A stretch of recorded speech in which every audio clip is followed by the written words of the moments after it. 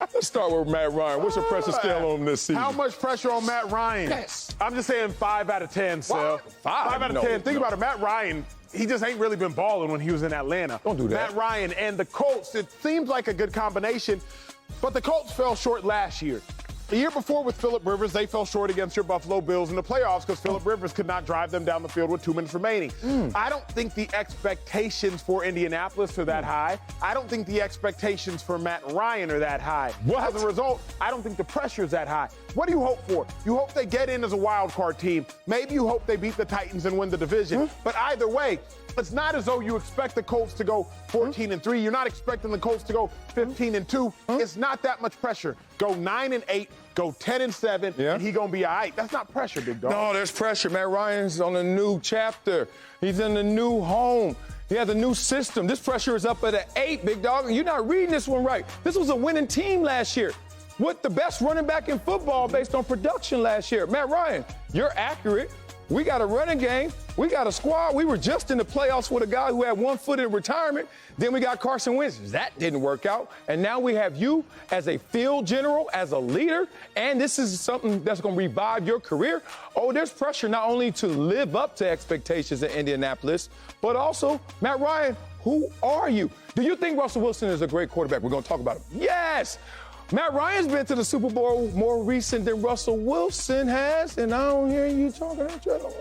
Let's move on to a Super Bowl champion with the Seahawks, who's now in Denver, speaking of Russell Wilson. What's your pressure scale for Russ? Now we're talking an 8. No. Sal, Russell Wilson is he's the biggest enigma in football. What'd you call him?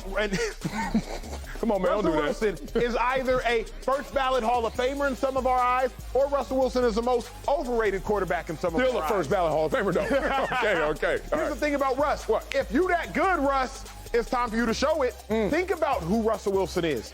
Outside of the Legion of Boom and those #1 defenses, Russell Wilson is Dak Prescott, an incredible winner, but ain't won nothing in the playoffs. 1-4 in his last 5 playoff games. Outside of the Legion of Boom, Russell Wilson is a 1-4 playoff quarterback who gets a lot of yards, wins a lot, but he don't do nothing in the postseason.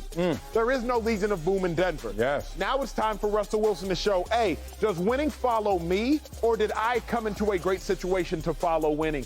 8 out of 10, high expectations. Yeah, I'm riding with you at the end of that. Yeah, but it's more pressure than 8. It's a 9 for Russell Wilson. Hold on. You have top 3 scoring defense. You have running game. You have receivers, young core of great receivers. Russell Wilson, you're a winner. You're supposed to be dangerous. Oh, they wouldn't let you shine. They wouldn't let you cook. They blamed it all on the running game and on the Legion of Boom. Well, here you go. Here's the playbook for you. This team is yours. Russell Wilson's supposed to go out there and take this team, no matter how hard this division is, all the way to the top of the mountain. A lot of pressure on him. But he gets some grace because of what you just said. Let me hear. No matter how hard the division is. The fact that you have to speak of the division lets us know the division is hard. As a result, Russell Wilson's going to get some grace. If you're in a division with Patrick Mahomes, maybe the greatest young quarterback we've ever seen, Justin Herbert, statistically through 2 years, the greatest quarterback we've ever seen. Facts. Derek Carr has an MVP vote in his tenure. If you're in that division, I got to give you some grace, big dog. You're walking into the greatest quarterback division in the history of the NFL. By what my eyes tell me, I think you got to get some grace on. But he's the veteran of all those guys. He's the OG, right? MJ. Like, you're the oldest. I can't blame Mariah. I can't blame Olivia. They're younger than you, even though they got their talents. Russell Wilson's supposed to be greater than his greatest excuse. Those just sound like a list of excuses. Let's move on to a quarterback who's on his 3rd team in 3 seasons. Ouch. Carson Wentz is in Washington now. So, Acho, what's your pressure scale for him? Yo, it's all the way up. 10 out of 10. Oh, you got a 10, a dime on here, huh? If Carson struggles this year, now the questions are, will he ever start in the National Football League again? There you go. If Carson struggles this year when Washington has gone in, 16th overall pick, Jahan Dotson out of Penn State. Washington has a receiver, Scary Terry. Washington has a solid running back, has a phenomenal defensive line. Wentz has no excuse. No. He has a coach that's been to a Super Bowl. He has a bona fide #1 receiver. He has a great #2 receiver now, just drafted out of Penn State. He has no excuses. If he cannot play well in Washington at this junction in time, then he just can't play well. With the Philadelphia, you took your team far, but when it came time to win a Super Bowl, it was Nick Foles. With the Colts, you took your team far in the regular season. All you had to do was beat the Jaguars and you're in. Fell short. Now with Washington, you have everything a quarterback can ask for. Yeah. You got to deliver. Man, I'm taking a little off of that, and I hear you. Everything you said was accurate, but my assessment is different. I have them at a 9. Carson Wentz is interesting. Here's his excuse. Here's his mattress he can lie on in case of failure. What are your options? What have you done at the quarterback position? What are you going to replace me with? And this is my first year into your system. You really going to put all of this on me? We're in a division where the Dallas Cowboys own everything, and then the Philadelphia Eagles have closed the gap. What about Washington? There are other guys on this roster who have underachieved to the point where Washington has not realized expectations. I just don't think they're going to bring it all on Carson Wentz in case of failure. I think they're going to spread that out just a little bit. Now let's wrap it up with Deshaun Watson, who missed all last season in Houston, but now he's in Cleveland. So, Acho, what's your pressure scale on Deshaun? Why? I have no digits for you, big dog. It's really? like algebra when you start introducing letters with digits. What's that? Not applicable. Nah. There ain't no pressure. Nah. $230 million guaranteed. What that mean? So if he don't play, he's still going to get paid. Ooh. If he goes to Cleveland and is suspended for the entirety of the season, which is not going to happen, there isn't going to be an issue because you knew there was going to be some issue. If he goes to Cleveland and instantly wins, there's still going to be some types of feelings about Deshaun Watson. But either way, there's no pressure. So when you sit out an entire season and the team still pays you $7 million a week while you're sitting out, I believe it's maybe $700,000 a week while you're sitting out, and then you get a fully guaranteed contract in the midst of 21 or so civil lawsuits and civil allegations. Ain't no pressure, big dog. Golly, I know we're doing live TV right now, but I wish I could just say, pause. I want to go home and reevaluate my decision on this one. I got him at an 8, but boy, did you gonna make me eat that 8. Good Lord. He getting paid regardless. He got paid last year, didn't play. It may not play this year. We don't know how long, how strong he's gonna play right now. Let me tell you why I have him at an 8.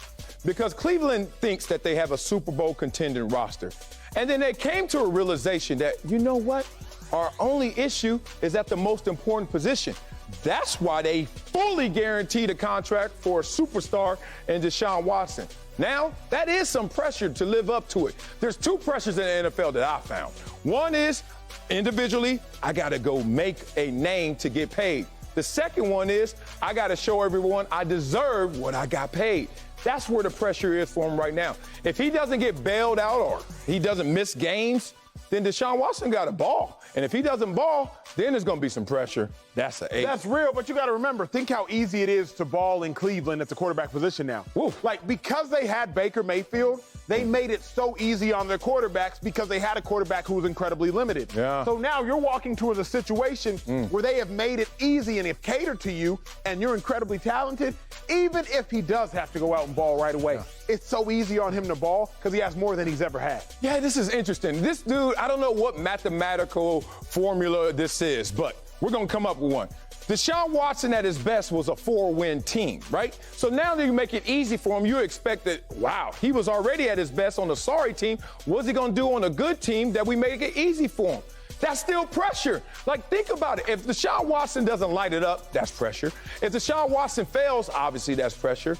If he plays, I think your only escape valve is if he doesn't play. But here's my thing. If he doesn't light it up, what's the outcome? That's why I don't think there's any pressure. If Deshaun goes out there and the Browns go 10-7, okay, he's still going to be the starter next year with this fully guaranteed contract. So that's why I'm just like, there's truly no pressure. The pressure is in theory. Because you're like, he got paid so much money, you got to go earn your check. So why in the NBA, all fully guaranteed contracts basically, and there's still pressure for the individual players based on circumstance? We can now get to NFL and see one guy with a fully guaranteed contract and now say no pressure. Because I think one's the norm, one is different. In the NBA, fully guaranteed contracts are just like oxygen. It's just there. In the NFL, you're not used to it at all. So because Deshaun already has it fully guaranteed, nothing matters. He can go out there and ball. He can go out there and fall. I do think he will play freely on the field because it's fully guaranteed. Nobody looking over his shoulder. It's his roster, his squad, and a phenomenal squad it is.